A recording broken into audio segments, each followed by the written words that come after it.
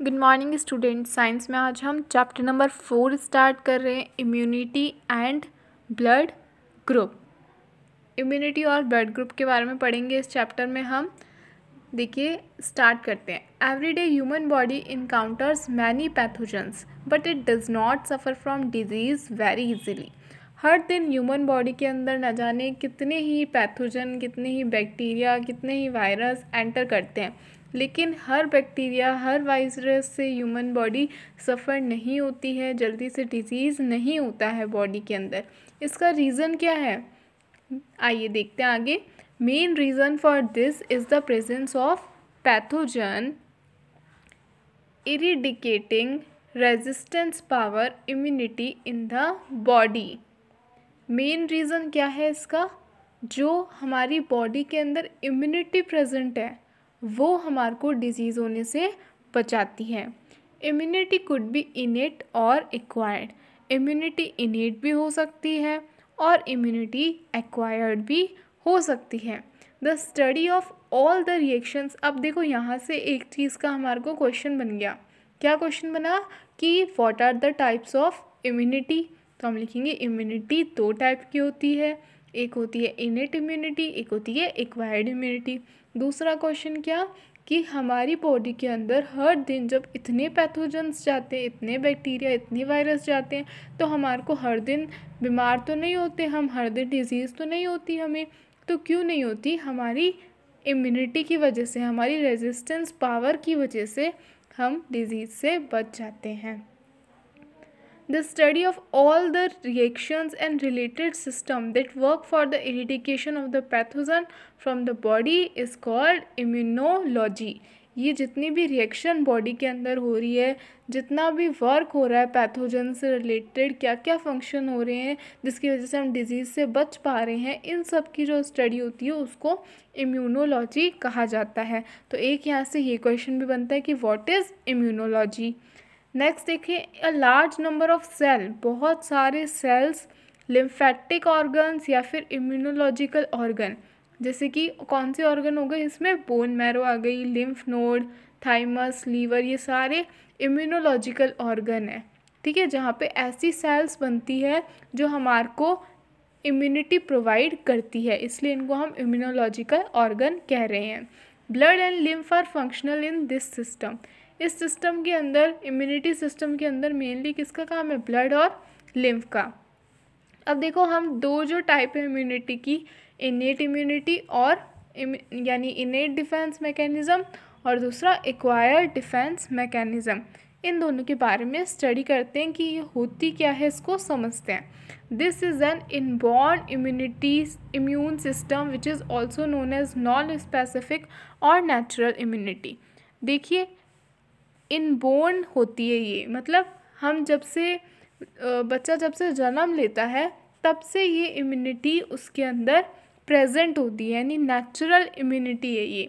ठीक है, इनेट कौन सी है? जो नेचुरल बर्थ के समय से किसी भी बेबी के अंदर, किसी भी पर्सन के अंदर होती है। This is an inborn immune system. Born होते टाइम ही हमारी बॉडी में होता है, इसलिए इसको नॉन स्पेसिफिक या फिर नेचुरल इम्यूनिटी कहते हैं। It is named as non specific. इसको नॉन स्पेसिफिक क्यों कहते हैं?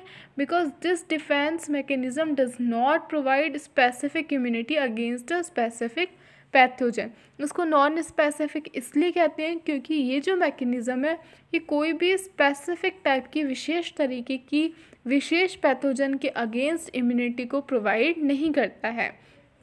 Rather it employees a common mechanism against all the antigen. सभी एंटीजन के लिए इसका एक जैसा मैकेनिज़्म होता है, किसी के लिए भी कोई स्पेशल मैकेनिज़्म नहीं होता है।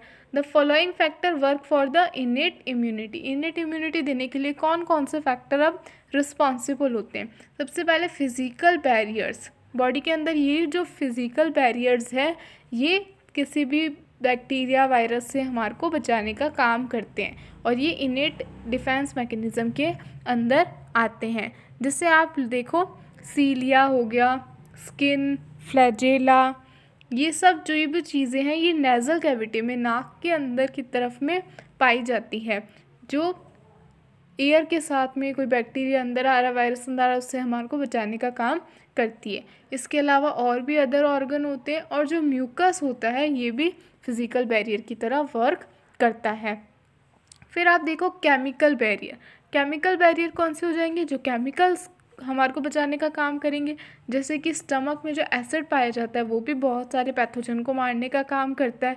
ठीक है, स्टमक का एनवायरनमेंट एसिडिक होता है, वेजाइना का एनवायरनमेंट एसिडिक होता है, ये बहुत सारे पैथोजन्स को मारने का काम करता है। इसके अलावा हमारी स्किन के ऊपर बहुत सारे केमिकल पाए जाते हैं, वो भी पैथोजन से बचाने के लिए होते हैं। इसके अलावा बॉडी के अंदर बहुत सारे सिक्रीशन होते हैं, जैसे सलाइवा का सिक्रीशन हो गया, टीयर्स का, स्वेट का, ये जो सिक्रीशंस होते हैं ये भी एक बैरियर की तरह काम करते हैं पैथोजन के लिए, ताकि हमारी बॉडी सेफ रह सके। थर्ड आता है सेल्यूलर बैरियर्स। कुछ सेल बनती है बॉडी के अंदर जो बाहर से आए हुए एंटीजेंस के अगेंस्ट लड़ने का काम करती है, जिसे मैक्रोफेज, मोनोसाइट और न्यूट्रोफिल। ये हमने पढ़ा था कि ये एक ऐसी सेल होती है, फैगोसाइटिक सेल होती है, वाइट ब्लड सेल में आया था ये टॉपिक में। मैक्रोफेज, मोनोसाइट, न्यूट्रोफिल, ये तीनों ही फैगोसाइटिक सेल होती है, यानी बाहर से कोई भी पैथोजन आ जाता है उनको मारकर खा जाती है, ख़त्म कर देती है ये उन सेल को, ताकि बॉडी सेफ रह सके। इसके अलावा साइटोटॉक्सिक सेल होती है। ठीक है, ये जैसे नेचुरल किलर सेल होती है ना, बिल्कुल वैसे ही होती है साइटोटॉक्सिक सेल, और सेलुलर बैरियर का ही काम करती है बॉडी के अंदर, फैगोसाइटिक का ही काम करती है। और फोर्थ होता है फीवर या इन्फ्लेमेशन। ये कब हो जाता है? फीवर और इन्फ्लेमेशन बॉडी को पैथोजन से बचाने के लिए होता है।